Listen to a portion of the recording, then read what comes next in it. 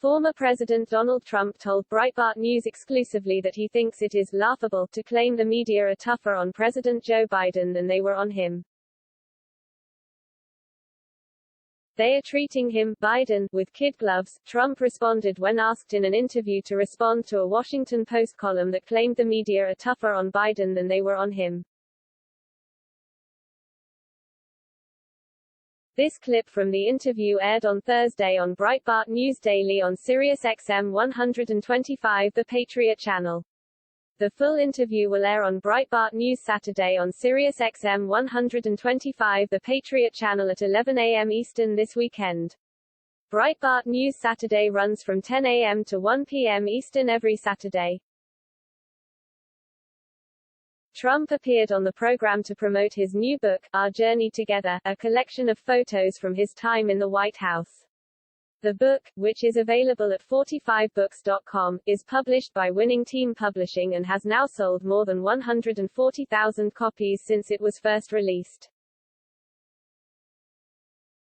Trump's comments came in response to a column from Dana Milbank in The Post, which Biden's chief of staff, Ron Klein, also promoted on his Twitter account, endorsing the sentiment Trump considers laughable, that the media are tougher on Biden than they were on Trump. The media treats Biden as badly as, or worse than, Trump. Here's proof, was the headline of Milbank's column, which cherry-picked a handful of negative headlines on Biden that several establishment media outlets have run in recent weeks. Submitted for your consideration, Klein, Biden's chief of staff, shared on social media with a link to the article. Trump, as he made clear in the Breitbart News exclusive, however, clearly does not see it that way. He noted that the media ignored major accomplishments of his administration and media outlets regularly cover up for Biden's failures. We've done things that nobody has ever done, Trump said. Peace in the Middle East, we would have had that also, but we had 4 countries sign. We would have had peace, the Abraham Accords, it's called. So many different things. I will say, at the end, people are starting to see we did a massive amount of work, whether it was military or taxes or all the different things we did. We had a great economy with no inflation. I did it twice because I had to rebuild it after COVID hit the world. The world was hit actually relatively harder than us. I think it's not even a contest. I think they're treating him with kid gloves. You know why? There's so much damage that has been done to our country, and this new bill, this Build Back Worse bill, is just a disaster for the country. Another clip from Trump's interview that aired on Thursday morning demonstrates just how much he despises Senate Republican leader Mitch McConnell.